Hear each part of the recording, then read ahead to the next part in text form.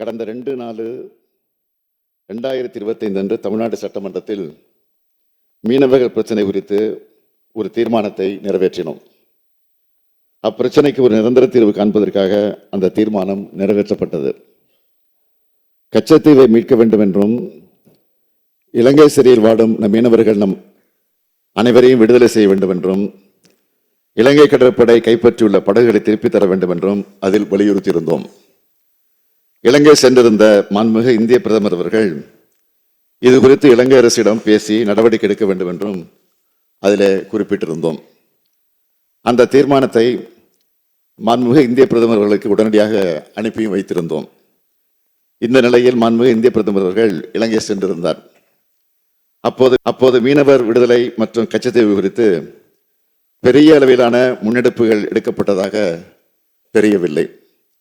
மேலும் சிறையில் வாடும் 97 மீனவர்களும் சிறைபிடிக்கப்பட்டுள்ள படகுகளும் மீட்கப்பட்டு தாயகம் திரும்புவார்கள் என்ற எதிர்பார்ப்பு நிறைவேறாதது நமக்கெல்லாம் மிகுந்த வருத்தத்தையும் ஏமாற்றத்தையும் அளிக்கிறது. தமிழ்நாட்டின் கடலோர மாவட்டங்களைச் சார்ந்த மீனவர்கள் அடிக்கடி அதிக எண்ணிக்கையில் கைது செய்யப்படுவது கடந்த சில மாதங்களாக நம் அனைவரையும் கவலைக்கு உள்ளாக்கி வரக்கூடிய செய்தியாகும்.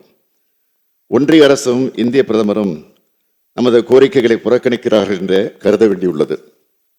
ஒன்றிய அரசு எப்படி நடந்து கொண்டாலும் நமது மீனவர்களின் வாழ்வாதாரத்தை பாதுகாக்க நாம் தவற மாட்டோம். கழக அரசு அவர்களுக்கு எப்பொழுதும் துணை நிற்கும். மீனவர்களது பொருளாதாரத்தை மேம்படுத்துதல், அவர்களது மீன்பிடி தொழிலுக்கு தேவையான உட்கட்டமைப்பு வசதிகளை ஏற்படுத்தி தருவது போன்ற பல்வேறு புதிய திட்டங்களை வடிவமைத்து செயல்படுத்தி வருகிறோம்.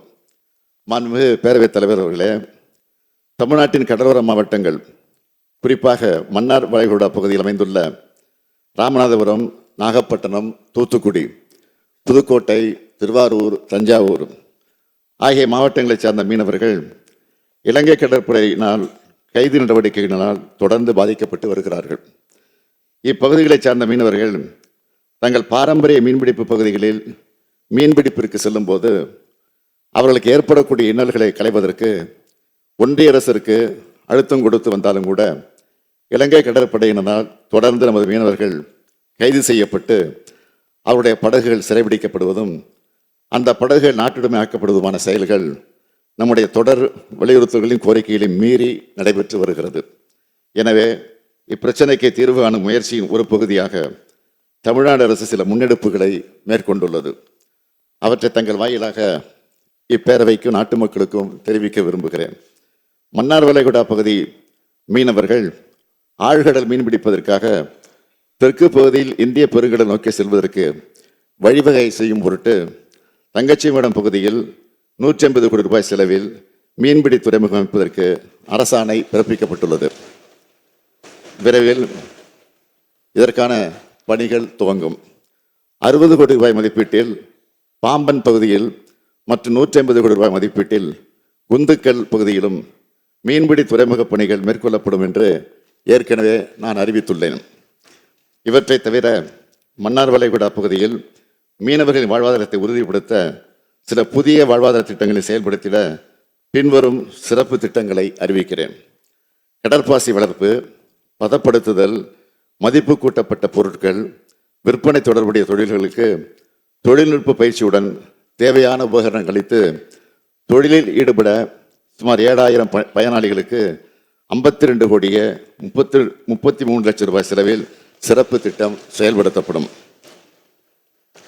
கூண்டு முறையில் மீன் மற்றும் சேற்று நண்டு வளர்ப்பு, பதப்படுத்துதல், விற்பனை தொடர்புடைய தொழில்களை மீனவ சமுதாய மக்கள் மேற்கொள்ள 25 கோடியே 82 லட்சம் ரூபாய் செலவில் உபகரணங்கள் வழங்கி தொடர் பணிகளும் மேற்கொள்ளப்படும்.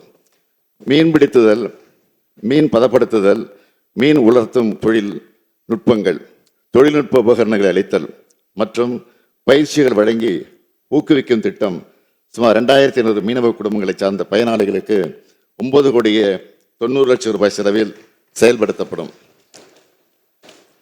சுமார் 15,300 மீனவர்களுக்கு மீன் மற்றும் மீன் சார்ந்த மதிப்பு கூட்டப்பட்ட பொருட்களை தயார் செய்வதற்கான தொழில்நுட்ப பயிற்சி வழங்க 20 கோடியே 52 லட்சம் ரூபாய் செலவில் திட்டம் செயல்படுத்தப்படும். மீன் வளம் சார்ந்த வாழ்வாதாரமான வலை பின்னுதல், வலை பழுது பார்த்தல் படகு கட்டுமான தொழில், படகு பழுது பார்த்தல், கருவாடு தயாரித்தல், வண்ண மீன் தொட்டிகள் தயாரித்தல், படகு ஓட்டுநர் பயிற்சி, கடல் சிப்பி அலங்கார பொருட்கள் தயாரித்தல் ஆகிய தொழில்கள் செய்ய 54 கோடியே 48 லட்சம் ரூபாய் மதிப்பீட்டில் சுமார் 20,100 மீனவர்கள் பயன்பெறக்கூடிய வகையில் திட்டங்கள் செயல்படுத்தப்படும்.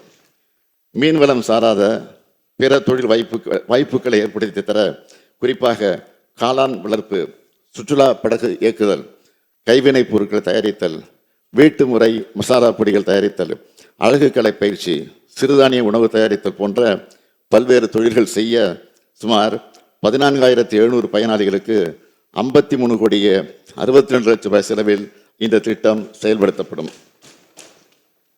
தமிழ்நாடு அரசின் மீன்வளத்துறை, மீனவர் கூட்டுறவு சங்கங்கள், மகளிர் சுய உதவிக்குழுக்கள், தொழிலாளர் நலத்துறை, தமிழ்நாடு மகளிர் மேம்பாட்டுக் கழகம், தமிழ்நாடு திறன் மேம்பாட்டுக் கழகம் போன்ற பல்வேறு அமைப்புகளும் அரசு துறைகளும் இணைந்து திட்டங்களை செயல்படுத்தும். இந்த திட்டங்களை எல்லாம் ஒருங்கிணைக்க திட்ட கண்காணிப்பு பிரிவு உருவாக்கப்பட்டு அதன் மூலம் திட்ட செயல்பாடு தொடர்ந்து கண்காணிக்கப்படும். நமது மீனவர்களின் வாழ்வாதாரத்தை காத்து மேம்படுத்தும் பொருட்டு இந்திய பெருங்கடலின் ஆழ்கடல் மீன்பிடிப்பு செய்வதற்கு ஏதுவாக ஏற்கனவே அறிவிக்கப்பட்ட மீன்பிடி துறைமுகங்கள் 360 கோடி ரூபாய் செலவில் செயல்படுத்தப்படும். மீனவர்களின் வாழ்வாதாரத்தை மேம்படுத்த 216 கோடியே 73 லட்சம் ரூபாய் செலவிடப்படும். மொத்தம் 576 கோடியே 73 லட்சம் ரூபாய் செலவில் செயல்படுத்தப்படும் இந்த திட்டங்களால் மன்னார் வளைகுடா பகுதியை சார்ந்த மாவட்டங்களின் மீனவர்கள் பெரிதும் பயனடைவார்கள். அவருடைய வாழ்வாதாரமும் மேம்படும். அது மட்டுமல்ல, நமது மீனவர் சொந்தங்களின் குடும்பத்தினர் கூடுதல் வாய்ப்புகள் பெற்று அந்த அதிகமான பொருளீட்ட வழிவகை ஏற்படுத்தப்படும் என்பதை இந்த பேரவையில் தெரிவித்து அமைகிறேன்.